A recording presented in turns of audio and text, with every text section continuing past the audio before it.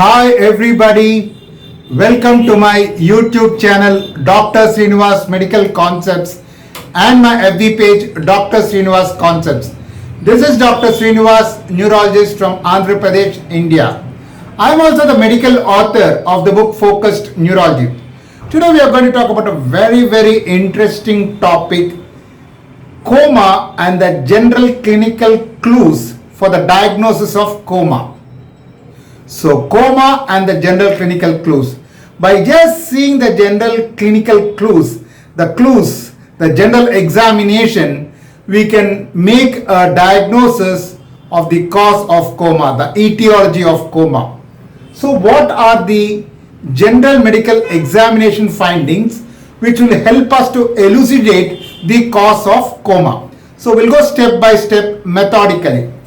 First, the heart rate. If a person comes in a comatose state, how we approach? Systematically looking at the general medical examination and trying to elucidate the cause of coma. So first we'll check out on the pulse.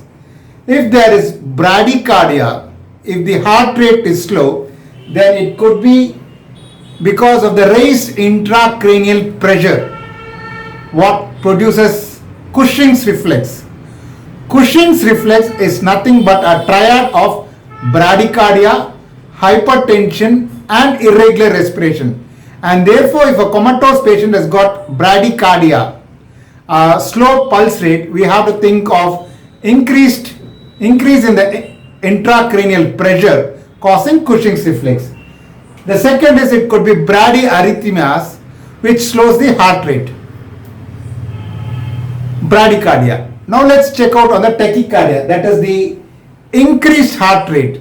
So if there's an increased pulse rate, it could be because of infection or hypovolemia as a compensatory mechanisms.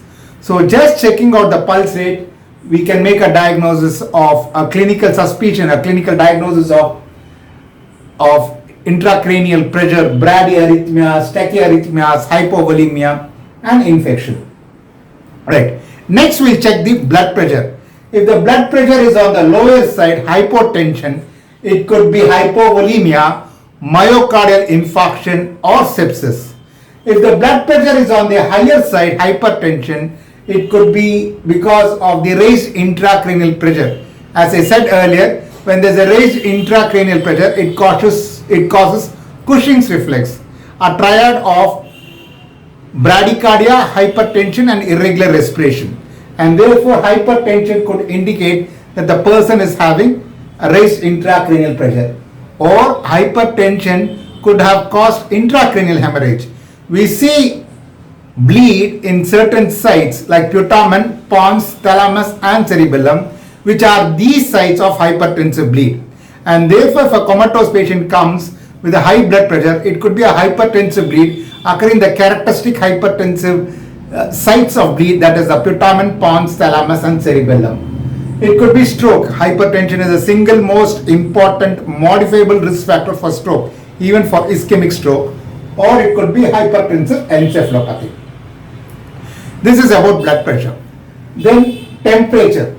If the person who is in a comatose state has got fever, it could be infection or a hypothalamic lesion or a neuroleptic malignant syndrome. On the contrary, if the person has got hypothermia, decreased temperature, it could be myxedema, coma or shock. Next we look at the respiration. We just check out on the breath order. If the breath order it smells like acetones, it could be diabetic ketoacidosis. If it is smelling of ethyl alcohol, it could be an intoxication, alcoholic intoxication. Then we see the respiratory pattern, very interesting. The respiratory pattern changes according to the site of the CNS impairment. For example, if the cerebral cortex gets affected, they'll have change-Stokes respiration. Hyperventilation, no ventilation, then hyperventilation. Then when it comes to the midbrain, they have central neurogenic hyperventilation. They keep on hyperventilating.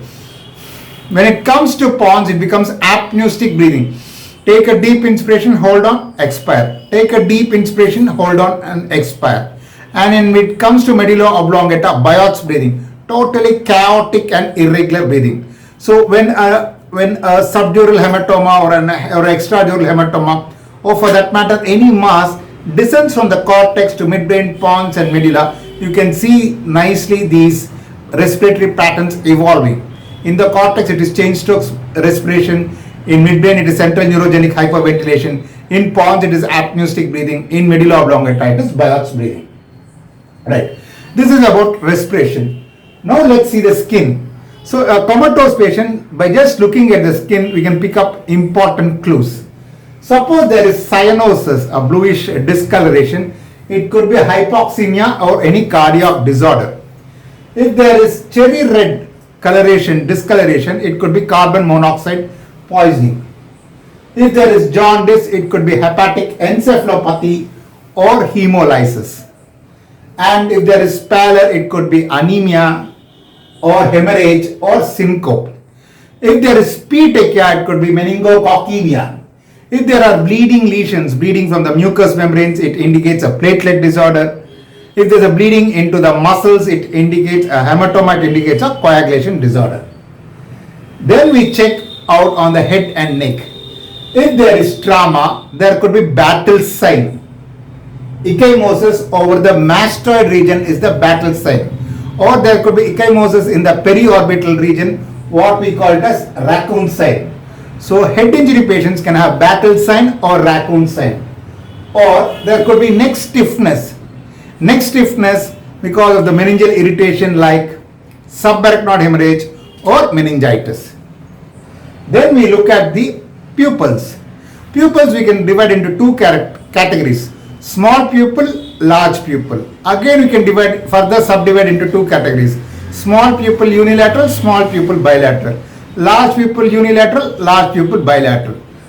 The small pupil unilateral, it could be because of the one-sided Horner syndrome like Wallenberg syndrome, or a thalamic hemorrhage where the hypothalamic fibers get affected and dilatation does not take place, so there is small pupil on one side. If both the Horner's tract, both the sympathetic tracts get affected, they get bilateral Horner syndrome, small pinpoint bilateral pupils, where you get it in pontine hemorrhage. Because pons is supplied by a single basilar artery, so when there is a hemorrhage, it goes bilaterally to both the sympathetic tracts. Both the sympathetic tracts get affected, so they'll have bilateral small pupils. Dilated pupil unilaterally on one side, it could be because of posterior communicating artery aneurysm. Posterior communicating artery aneurysm goes and compresses the third nerve, where we have parasympathetic fibers which are placed superficially. Since parasympathetic causes constriction, since it's affected, pupil will be dilated on one side. So it could be PCOM aneurysm or any midbrain lesion or uncal herniation, where there is a herniation coming onto the uncus and compressing the third nerve. Right. This is about the small pupil. If there is this is about the dilated pupil unilateral. If there are dilated pupils bilateral, we think of brain death. Then the question comes, in brain death, both the sympathetic and parasympathetic are affected, and therefore pupil should be in the mid position. But then what we see clinically is that pupil is not in the mid position, it is dilated. Why is it dilated after death? Though parasympathetic and sympathetic control the pupil, it is the parasympathetic which has got more control over the pupil than sympathetic. And since parasympathetic gets affected more than the sympathetic because it has got more control of the pupil, since parasympathetic causes constriction of the pupil, since they are affected, pupils are dilated. So after death, though sympathetic and parasympathetic are affected, it is the parasympathetic which has got more control, and therefore parasympathetic effect is lost, and therefore pupils are dilated, bilaterally fixed and not reacting to light. So after death, they are dilated, they are not in the mid position. Fundus. Then we look at the fundus. If there is an increased intracranial pressure, it can go and compress the vessel supplying the retina, and there could be papilledema. If there is hypertension and diabetes, which has probably caused, is the result for producing coma, we see the hypertensive and diabetic changes in the retina, hypertensive and diabetic retinopathy. If there is subarachnoid hemorrhage, we find subhyaloid hemorrhage. Then we look at the extremities. If there is a non-convulsive status epilepticus going on, you can see nice twitchings. on the extremities. And then in hepatic encephalopathy, there could be asterisks. We ask them to extend the hand, dorsiflex, abduct, and then give a pressure. So it will be going up and down. So this is known as asterisks or flapping tremor, very characteristic of hepatic encephalopathy. Then we see the spine. If there is tuberculosis or neoplasm, there is marked kyphosis or gibbous. And then we check out on the spine again, can get affected. There can be scoliosis because of the hereditary neuropathy or Friedreich's ataxia. This is because of the unequal weakness of the paraspinal muscles. So spine will be turned to one side. So if we see scoliosis, it indicates a long-standing hereditary neuropathy or Friedreich's ataxia. Friedreich's ataxia must have affected cardiac and could have resulted in coma.